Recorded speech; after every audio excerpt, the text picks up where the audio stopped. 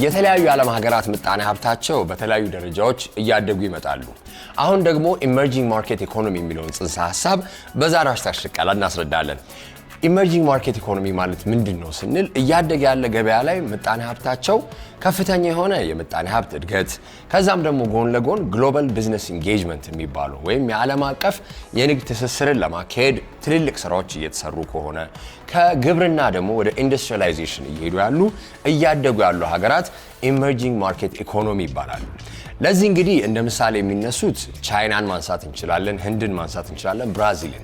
እነዚህ አይነት ሀገራት እንግዲህ የተለያዩ አይነት ዘርፎቻቸውን በማሳደግ ትልቅ የሆነ የጂዲፒ ወይም ጠቅላላ ሀገር ውስጥ ምርት እድገትን በማስመዝገብ ኢመርጂንግ ማርኬት ኢኮኖሚ ይባላሉ። ታዲያ ይሄ ግን ማለት ትልልቅ ዘርፎች ቢኖሩ ወይም ትልልቅ እድገት ቢኖርም ያለ አደጋ ወይንም ያለ ጥርጣሬ አይመጣም።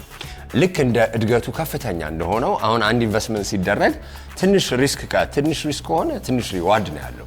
ትልቅ ሪስክ ደግሞ ካለው ትልቅ ሪዋርድ አለው። ልክ እንደዛም ደግሞ የኢመርጂንግ ማርኬት ኢኮኖሚ ላይ የሚደረጉ ኢንቨስትመንቶች ላይ የተለያዩ ችግሮች አሉ። እንግዲህ በዛሬው ሃሽታግ ሽቀላ ኢመርጂንግ ማርኬቶች ኢንዲኬተሮች ወይንም አመላካቾቹ ምንድናቸው፣ ከዛም ጎን ለጎን ደግሞ እንዴትስ ነው ካታጎራይዝ የሚደረጉት የሚለው እናያለን። ገበያዎች በተለያዩ አይነት ነገሮች እንግዲህ ተጽዕኖ ያድርባቸዋል። አንድ ገበያን ከዲማንድና ሰፕላይ ወይንም ከፍላጎትና አቅርቦት በዘለለ የተለያዩ አይነት መሰረተ ልማቶች መኖር አለመኖሩ፣ አንድ ሀገር ደግሞ ያለችበት ሁኔታ፣ ከዛም ደግሞ ጎን ለጎን ውስጥ እዛው ኢኮኖሚ ውስጥ ደግሞ የሚንቀሳቀሱ ምን ያህል ድርጅቶች በምን ደረጃ ትልቅ ነው፣ መካከለኛ ነው፣ ትንሽ ድርጅቶች ናቸው የሚለው በተለያዩ መንገዶች አንድ ገበያን አፌክት ሊያደርጉ ይችላሉ። አንድ ገበያ ግን ስንል አሁን ኢመርጂንግ ማርኬት ኢኮኖሚ እንዲሆን ወይንም እያደገ ያለ አዳዲስ እየመጡ ያሉ መሆኑን ለመግለጽ አንዳንድ ነገሮችን ማንሳት እንችላለን።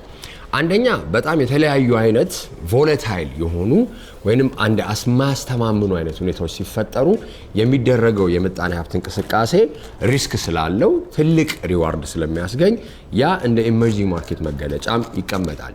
ሌላ ደግሞ አንዳንዴ እንደው ትራዲሽናል የምንላቸው ወይንም የባህላዊ አይነት የንግድ እንቅስቃሴዎችን እየተወ ወይንም ግብርናን ትቶ አንድ ገበሬ ያው ሰብሉን ሰብስቦ ለከተማ ከሚያቀርብ በዘለለ ማኒፋክቸሪንግ ኢንዱስትሪዎችን ወይንም የማምረቻ ድርጅቶች እየተከፈቱም ከሆነ እነዚህ እንደ ኢመርጂንግ ማርኬት ኢኮኖሚ መገለጫም ሊሆኑ ይችላሉ። ሌላ ደግሞ እንግዲህ አንድ ጠቅላላ ሀገር ውስጥ ምርት ስንል ወይም ጂዲፒን ስናነሳ አንድ ሀገር ላይ የሚመረተው በአጠቃላይ ምርትና ወይም የሚሰጠው አገልግሎቶች በጠቅላላ ቫልዩዋቸው ወይም የገንዘብ መጠናቸው ይደመርና የአንድ ሀገር ጂዲፒ ይሆናል። ይህም ደግሞ እንግዲህ በከፍተኛ መጠን እድገት እያሳየ ከሆነ ኢመርጂንግ ኢኮኖሚ ነው ማለት ነው። ሌላኛው ደግሞ እንግዲህ እንደ መገለጫ ማንሳት የምንችለው ባህላዊ የሆኑ ትራንዛክሽኖችን ቅድም እንዳልኩት አንድ ገበሬ ሰብሎቹን ሰብስቦ ወደ ከተማው ለሚሰጠው ወይም ለሸማቹ ከማድረስ በዘለለ ኢንዱስትሪያላይዜሽን ወይም የማምረቻ ድርጅቶች መፈጠራቸው ነው። ሌላኛው ደግሞ የፋይናንስ ተቋማት በዘመናዊ መንገድ ሲቋቋሙ ነው። ኢትዮጵያ ውስጥ እንግዲህ አሁን ቅርብ ጊዜ ካፒታል ማርኬት ወይም የካፒታል ገበያ ተቋቁሞ ስራ ጀምሯል። ይሄም እንግዲህ ለአንድ የኢመርጂንግ ማርኬት ኢኮኖሚ መገለጫ ነው። ይሄም ለምንድነው ሞደርን የሆነ ወይንም ዘመናዊ የሆኑ የፋይናንስ ትራንዛክሽን መንገዶች መፈጠራቸው እንደ አንድ ትልቅ የእድገት መሰረት ሊሆን ነው። ምክንያቱም አንድ ነው ድርጅቶችን ስንመለከት ከግብይት በዘለለ ካሽን ማንሳት እንችላለን ወይ ዲጂታል ፔመንቶችን በዘለለ አንድ ድርጅት አክሲዮኖችን ወይንም ኢኩዊቲውን መሸጥ መቻሉ ራሱ ለተለያዩ አይነት ቀጥተኛ የውጭ ኢንቨስትመንት ክፍት እንዲሆን ያደርጋል። ምክንያቱም አንድ ባንክ እንግዲህ ፋይናንሻል ትራንዛክሽኖችን ሲያደርግ ወይንም የተለያዩ አይነት ሎኖችንም ማንሳት እንችላለን ሴቪንግስ የሚሰጠውን አገልግሎት በሙሉ በዘመናዊ መንገድ አድርጎ አክሲዮኖችን ደግሞ መሸጥ ሲጀምር ካፒታል ገበያ አንደኛ መቋቋሙ ቁጥጥር ወይም ሬጉላተሪ ሲስተም መኖሩን ስለሚያሳይ የውጭ ኢንቨስተሮች ለመምጣትም ይፈልጋሉ። ሲመጡም ደግሞ አሁን የኢትዮጵያን ምሳሌ ብናነሳ 125 ሚሊዮን ህዝብ አላት አይደለ? ይሄ ልክ እንደ ትልቅ አሴትም ስለሚታይ የተለያዩ አይነት ኢመርጂንግ ማርኬት ኢኮኖሚዎች ላይ ሲገቡ ኢንቨስተሮች የሚያዩት አቅሙና እዛ ሀገር ላይ ሊደረግ የሚችል ግብይት መጠኑ በጣም ትልቅ ስለሆነ ትርፋችንም በዚህ መልኩ ከፍተኛ ይሆናል የሚለውን ነገር ያምኑበታል። ይህንን ግን ስንል የሚደረገው ኢንቨስትመንት በሙሉ እርግጠኛ ነን ወይም አዎንታዊ ሁሉ የሚልሳለው ማለት አይደለም። አዎንታዊ ጎኑን ስንመለከት እንግዲህ ትልቅ ትርፍ አለው ወይም የትልቅ የትርፍ እድል አለው የሚለውን ነገር አይቶ የሚገቡበት ሂደት አለ። ሆኖም ግን ኢመርጂንግ ማርኬት ራሱ እንዲባል አንድ ካራክተር ቅድም እንዳነሳሁት ወይም መገለጫው አንዳንዴ ቮለታይል ወይንም ይሄ ያልተረጋጋ አይነት ሲስተሞች ሊኖሩ ይችላሉ። ይሄ ማለት ምንድነው? የፊስካል ፖሊሲ ሊሆን ይችላል። አንድ ሀገር ደግሞ የፖለቲካል ስቴቢሊቲ ወይም የፖለቲካ አለመረጋጋት ሊሆን ይችላል። የተለያዩ እንደዚህ አይነት ችግሮች ስለሚኖሩ አንዳንዴ ኢንቨስተሮች ራሱ ይሄንን ነገር ናቪጌት ሲያደርጉት ወይንም መተው እስቲ እዚህ ውስጥ ስራ ጀምራለሁ ሲሉ ከግምት ውስጥ ማስገባት ይኖርባቸዋል። ሆኖም ግን ይሄ ማለት ሁሌም እንደው ረብሻ አለ ማለት አይደለም። አንዳንዴ አንዳንድ ሀገራት ላይ ኢመርጂንግ ማርኬት ኢኮኖሚ ሆኖ ምናልባት እንደው በትንሹ መሰረተ ልማት ላይ የሚታዩ ክፍተቶች ናቸው እንጂ ሁሌም ፖለቲካል ኢንስታቢሊቲ ወይም አለመረጋጋት ይኖራል ማለት አይደለም። እነዚህ እንግዲህ ኢመርጂንግ ማርኬቶችን ስንመለከት ትልቅ ትርፍ ለማግኘት የተለያዩ አይነት ኤፍዲአይ ወይም ቀጥታ የውጭ ኢንቨስተሮች መጥተው የሚያደርጉበት ከዛም ደግሞ አጠቃላይ የሆነ የዓለም አቀፍ የንግድ ትስስር ውስጥ ለመግባት ትልቅ ስራዎች የሚደረጉበትና ከግብርና ወይንም እንደው ከባህላዊ አይነት የቢዝነስ ዘርፎች ወደ ኢንዱስትሪያላይዜሽን እና ዘመናዊ የሆኑ የንግድ እንቅስቃሴ መገለጫዎችን የሚያሳይ ነው። አንድ ባለሀብት እንግዲህ መዋለ ንዋይ ፍሰትን ሲያስብ ትርፍን ነው የሚያስበው። ልክ እንደዛ ደግሞ የተለያዩ አይነት ቦታዎችን ወይ ሀገራትን ደግሞ እንደ ኢመርጂንግ ማርኬት ኢኮኖሚ ከሆኑ ደግሞ ሄዶ ኢንቨስት ሲያደርግ የሚፈልገው ትልቅ ትርፍ ይኖራል። ሆኖም ግን ቅድም ያነሳኋቸው አሉታዊ የሆኑ ሁኔታዎች ሊፈጠሩ ስለሚችሉ እስቲ ምን ነገሮችን ከግምት ውስጥ ማስገባት አለበት የሚለውን ነገር እኔ የመጀመሪያው እንግዲህ የሊኩዊዲቲ ጥያቄ ነው። አንድ ሀገር ላይ የተለያዩ አይነት ግብይቶች ወይም የንግድ እንቅስቃሴዎች በሚደረጉበት ወቅት ጥሬ ገንዘብ መጠኑ ምን ያህል ነው አንድ ምጣኔ ሀብት ውስጥ ያለውን የሚለውን ነገር መታሰብ አለበት። ለምን አንዳንዴ ሲተሳሰር ልበል ክሬዲት ለክሬዲት እየተደረገ አገልግሎቶች ይሰጣሉ፣ ክፍያዎች አይፈጸሙም። ይሄ ነገር ማለት የሚያሳየው አንደኛ ጤናማ ያልሆነ ግብይት ነው ማለት ነው። ሌላ ደግሞ በጣም ከፍተኛ የሆኑ የዋጋ ግሽበቶች በሚኖሩበት ወቅትም እንደዚህ አይነት የብር እጥረቶች ሊኖሩ ይችላሉ። ባንክ ረሽ ሊኖር ይችላል። አሁን ባንክ ረን ማለት ደግሞ የተለያዩ አይነት ደንበኞች፣ ትልልቅ ደንበኞች ባንኮች ጋር በመሄድ ያላቸውን ገንዘብ ሲያወጡ የሊኩዊዲቲ ችግሮች ይፈጠራሉ። ስለዚህ እንግዲህ እነዚህ ኢንቨስተሮች የሚያዩቸው ነገር አንደኛው ምን ያህል ጥሬ ገንዘብ ኢኮኖሚ ውስጥ አለ ወይስ እየተንቀሳቀሰ ነው የሚለውን ነገር ከግምት ውስጥ ማስገባት ይኖርባቸዋል። ሌላኛው ደግሞ የከረንሲ ፍላክቹዌሽን ነው። ከረንሲ ፍላክቹዌሽን ማለት እንግዲህ አንድ ገንዘብ ያለው የመግዛት አቅም በጣም ከፍና ዝቅ እያለ ከመጣ አንድ ስቴቢሊቲ ወይንም መረጋጋት የለውም ማለት ነው። የዚህ የጥሬ ገንዘብ መኖር አለመኖር ብቻ ሳይሆን ያለውስ ገንዘብ ምን ያህል የመግዣ አቅም አለው ነው። ይሄ ሲለካ እንግዲህ አብዛኛውን ጊዜ እንደሚደረገው ከዶላር ጋር ይነጻጸርና ይሄን ያህል ብር ይሄን ያህል ዶላር ይሆናል የሚለውን ነገር ያስቀምጣል። ተረጋግቶ የሚሄድ ከሆነ ችግር አይኖረው። ሆኖም ግን ከፍና ዝቅ እያለ ከሆነ አለመረጋጋትን ስለሚያሳይ ቆም ብሎ ማሰብ ያስፈልጋል ማለት ነው። ሌላኛው ደግሞ እንግዲህ የካፒታል ማርኬትንም በተመለከተ ስናይ እየተሸጡ ያሉ አክሲዮኖች ወይም ኢኩዊቲዎች በምን መልኩ ነው እየተሸጡ ያሉት? ሂደቱ እንዴት ነው? ምን ያህል ጠንካራ የሆነ ካፒታል ማርኬት አለው? እነዚህ ነገሮች ማሰብ ግድ ይላል። ቮላቲሊቲ ወይንም ይሄ በጣም አለመረጋጋት አንድ ገበያ ላይ ትርፍን ብቻ ሳይሆን ትልልቅ ኪሳራዎች ሊያስከትል ስለሚችል ኢንቨስተሮችም ይሄንን ያያሉ ማለት ነው። ሌላኛው ደግሞ እንግዲህ አንዳንዴ ይሄ አካውንቲንግ ስታንዳርዶች ይባላል። አካውንቲንግ ስታንዳርድ ሲባል እንግዲህ ዓለም አቀፍ የሆኑ የሂሳብ አያያዝ መንገዶች አሉ።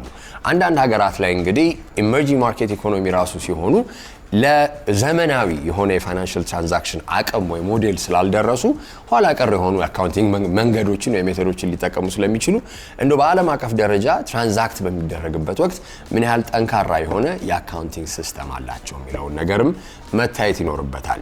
አጠቃላይ ደግሞ እንግዲህ በህዝቡ ውስጥ ራሱ ያለው የግብይት አቅም ምን ያህል ነው? መግዛትስ የሚችለው ምን ያህል ነው? ማጥፋት የሚችለው ምን ያህል ነው? ያለው ይሄ ሚዲየም ኢንካም የምንለው ሎው ኢንካም ሌቭል የምንለው ከፍተኛ መካከለኛና ዝቅተኛ ገቢ ያለው ማህበረሰብስ ራሱ ምን ያህል ነው? ምን ያህልስ የመግዛት አቅም አለው የሚለውን ነገር አይተው ይገባሉ ማለት ነው። አንድ ሀገር እንግዲህ ኢመርጂንግ ማርኬት ለመባል የተለያዩ መገለጫዎች አሉት ብያለሁ። የተለያዩ አይነት ደግሞ ተጽዕኖ የሚያሳድሩ ሁኔታዎች አሉ። ሆኖም ግን አንድ ሀገር በአንድ ጊዜ ኢመርጂንግ ማርኬት በመሆኗ ብቻ ኢመርጂንግ ማርኬት ሆኖ ይቀጥላል ማለት አይደለም። ምክንያቱም አንዳንድ ሀገራት እያስመዘገቡ ያሉት ከፍተኛ የሆነ የምጣኔ ሀብት እድገት የምንበለው ያሉ ደግሞ አዎንታዊ ሁኔታዎች እየተቀየሩ ሊመጡ ይችላሉ። እንደ ምሳሌ እስቲ ቻይናን ብናነሳ ወደ 2023 ላይ 4.5% የጂዲፒ ግሮት ልክ ስታስመዘግብ አይ ቻይና ካሁን በኋላ ኢመርጂንግ ማርኬት የመሆን ፖዚሽኗን ወይም ሁኔታዋን ይዛ ለመቀጠል ትንሽ ይከብዳታል ተብሎ ነበረ። ምክንያቱም IMF እያወጣ የነበረው ከ6% በላይ ጂዲፒ ግሮዝ እያስመዘገበች ከዛ 2-3 ዓመት በፊት ስለነበረ ጠንካራ እድገትን አስመዝግባለች በሚለው ነበረ።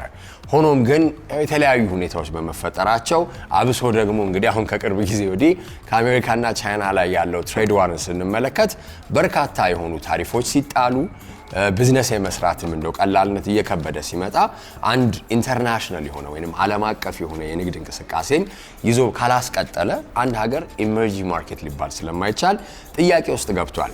ሆኖም ግን ይሄ ማለት ደግሞ ይህን እዚህ ቦታ ላይ ተቆያለች ቻይና ማለት አይደለም። ከአሜሪካ ጋር እንግዲህ የገባቸው የንግድ ጦርነትን ቢኖር የተለያዩ አይነት ታሪፎችም የሚወጡ የወጪ ንግድ ምርቶቿ ላይ ቢጣሉ አብዛኛውን ጊዜ ግን ቻይና የተለያዩ አይነት መሰረተ ልማቶች ብቻ ሳይሆን ጠንካራ ኢኮኖሚ ስላላት ተመልሳ ኢመርጂንግ ማርኬት የመሆን እድሏን በጣም ሰፊ ነው። አሁንም ደግሞ የሚቀጥል ነው።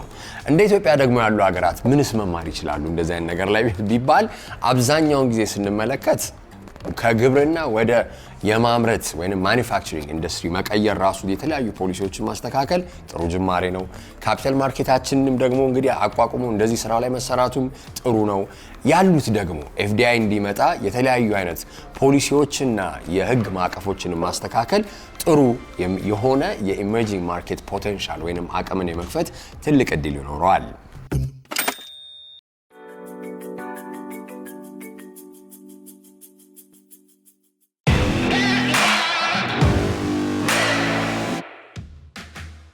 በዛሬው ድክድክ በሀገራችን ውስጥ ካሉ አዲስ ወጣት ስራ ፈጣሪዎች መካከል የተለያዩ አይነት ስጦታዎችን አንድ ሰው ለሌላ ሰው አስቦ ምን አይነት ነገር ነው የሚወደው ብሎ እንዲሰጥ በመነጋገር ነው አይደል ጊፍት ባስኬትሽን የምትሰራው ለየት ባለ መንገድ እንግዲህ የተለያዩ ጊፍት ባስኬቶችን ሰርታ ከምትሰራ አንድ ወጣት ጋር ቆይታ ይኖርኛል።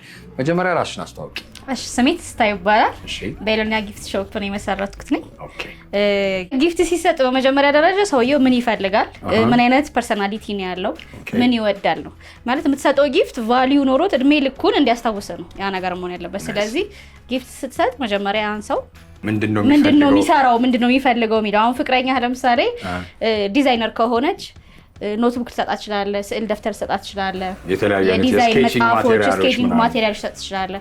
ልክ እንደዛው ደግሞ ኮንስትራክሽን ላይ የሚሰራ ሲኖር ደግሞ የኮንስትራክሽን ማቴሪያሎች እና ከተለያዩ ድርጅቶች ጋር ኮላብ አድርጌ ስለሆነ የምሰራው እንደዚህ ነገር ታደርጋለህ። እንዴት አስበሽ ነው? ከራስሽ ተሞክሮ ነው ወይስ እንዴት ነው? ብዙ ጊፍት ሲሰጥሽ አልተሳካም ነው ወይስ ሰጪ አልተወደደልሽም?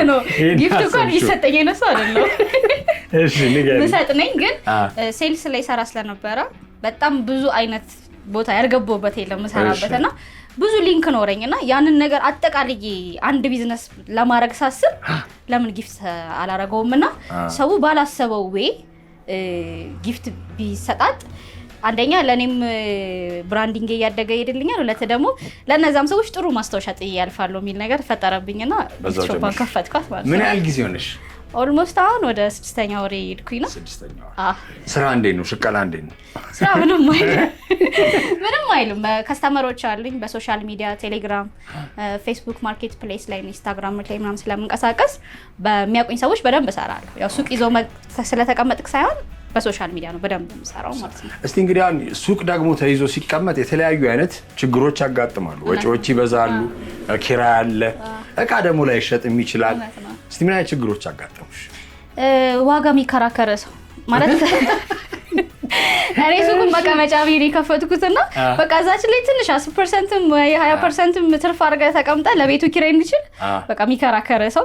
ሁለት ደግሞ ለጥፈ ፓኬጅ እናዘጋጃለን የአራሴ ፍቅረኛ ማን ብለ ለጥፈ አይረዱትምና እንደ አዲስ አውራርተህ ነው ታስረዳው እና ሎኬሽን አሁን የሎኬሽን ችግር ሎኬሽኔ ጥሩ አይደለም።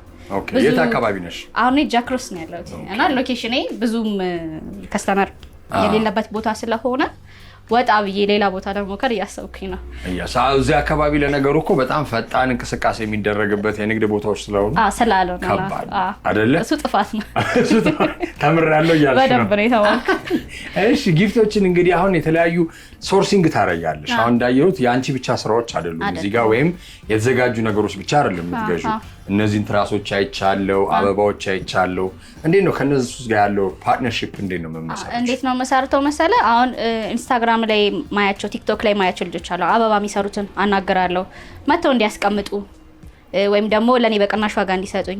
እዚህ ጋርም ታያቸው ትራሶች ቀፈኝ ጠጋበል ምናምን የሚሉትን እንደዚህ የሚሰሩ ልጆች አሉ። በቅናሽ የተቀበልኳቸው እነሱንም ከማበረታታት አንፃር፣ ሌሎች ደግሞ ቅድም ያልኩ የኮንስትራክሽን ላይ ስፌት ላይ ዲዛይነር ላይ በጣም ብዙ ልጆች አሉ። እነሱን ልክ ስራ ሲኖር አሰራለሁኝ፣ እኔም እሰራለሁ። አብረን ነው እና እኔም ልብላ እናንተም ልብላ፣ አብረን እንደግና። በጣም አሪፍ። እንግዲህ 6 ወር ሆኖታል። ወደፊት ደግሞ ምን ታስቢያለሽ? ምንስ ነገር ደግሞ ለመጨመር እያቀድሽ ነው? ይህንን ስራ በሰፊው ብራንዲንጉ በደንብ ገንብቼ በቃ በሰፊው በደንብ እንዲታወቅ ነው የምፈልገው። የስጦታ ሚኒንጉ መታወቅ አለበት። ለፍቅረኛህም እኮ አበባ ይዘህ መስጠት ፍቅር መግለጽ አይደለም። የሚያስፈልጋትን ወይ ልብስ አይ አበባ መውደድ ብቻ አይደለም። እንትን የጎደላትን ታያለህ፣ ቦርሳዋን ታያለህ፣ ጫማዋን ታያለህ፣ ልብሷን ታያለህ፣ የጎደላትን ነገር ከዛ አይደል የሚጀምረው ሪስፖንሲቢሊቲ። ያን ነገር ማሟላት ራሱ ስጦታ ነውና ያንን ሜንታሊቲ በደንብ መገንባት ፈልጋለሁ። መጀመሪያ አልጠየኩሽም፣ አሁን ልጠይቅሽ። ቤሎኒያ ምን ማለት ነው? የእግዚአብሔር በረከት። የእግዚአብሔር በረከት በጣም ትልቅ እንደው በረከትም ስጦታ ነው አይደል? በጣም እንግዲህ ትልቁን ሁሉ እመኝልሻለሁ። ተስፋቶ በደንብ ያለው ትዝዬ፣ ለቆይታችን አመሰግናለሁ። ቴንክ ዩ። የዛሬ አሽታሽቃ ላይ ይሄን ይመስል ነበረ። አስተያየትና ምልከቶቻችሁን በ88 ላኩልን። በሚቀጥለው ሳምንት እንገናኝ። መልካም ጊዜ